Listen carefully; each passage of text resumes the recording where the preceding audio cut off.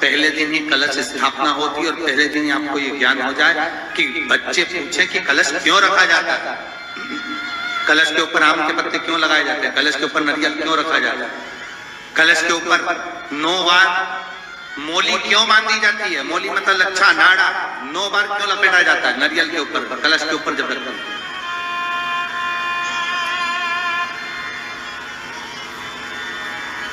कलश के ऊपर जब जब श्रीफल रखाता है, नारियल रखाता है, तो उस पर 5 बार 7 बार मोली नहीं लपेटी जाएगी, तो 9 ही बार लपेटी जाएगी। 5 या 7 बार लपेटते हैं तो कहते हैं कि लक्ष्मी की छिन्नता होती है, और वो 9 बार लपेटी जाती है तो भरपूर लक्ष्मी का भंडार भरती है। क्यों क्यों कहते हैं? भगवान कुंभ का निर्माण कर रहे हैं, भगवान कलश का निर्माण कर रहे हैं, और भगवान स्वयं ब्रह्मदेव कर रहे हैं कि आप ऐसा निर्माण कर दो जिसमें 33 कोटि देवता स्वतः विराजमान हो जाए। तो भगवान ने उस कलश का निर्माण कर दिया। अब कलश का निर्माण करा तो स्वयं भगवान ब्रह्मदेव बोले, प्रभु इस कलश के अंदर मेरा स्थान कहां है, मेरा स्थान कहां है?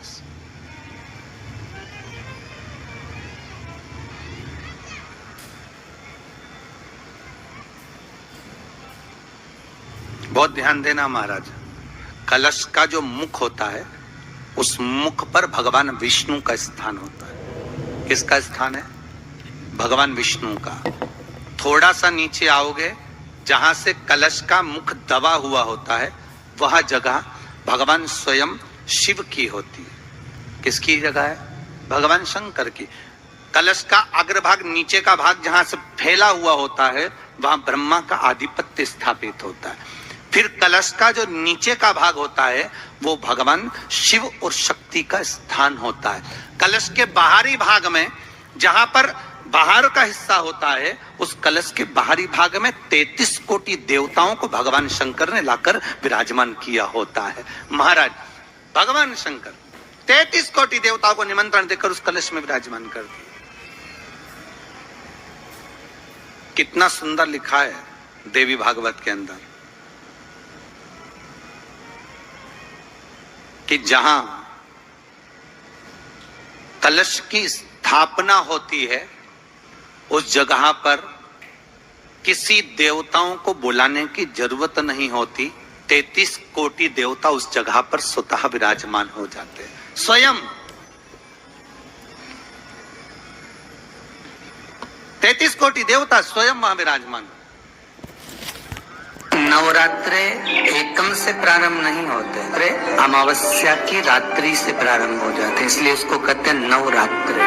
क्योंकि नवमी के दिन माता जी का विसर्जन हो जाता है, जवारों का विसर्जन हो जाता है, व्रत करने वाले कन्या पूजन भोजन भंडारा कराकर विराम दे देते हैं। तो नवमी की रात्रि उसमें नहीं जुड़ा पाती। उसमें रात्रि अगर जुड़ती है तो ये अमावस्या की रात्रि से जुड़ना प्रारंभ होता है, तब जाकर वो नवरात्रि पूर्ण हो पाती है। पितृलोक में पितृ जैसे निवास होकर भी इंतजार करते हैं। 4 नवरात्रे हैं तो 4 ही श्राद्ध हैं। आज मौनी अमावस्या है, श्राद्ध का विराम हो जाता है और कथा अर्थात नवरात्रे प्रारंभ हो जाते हैं दूसरे दिन से। तो यहाँ शास्त्र कह रहा है जैसे हमें प्रतीक्षा रहती है कोई अच्छे कार्य की, कि घर में कोई शुभ कार्य हो, घर में कोई अच्छा आयोजन हो तो अपने को आनंद होगा, प्रसन्नता होगी।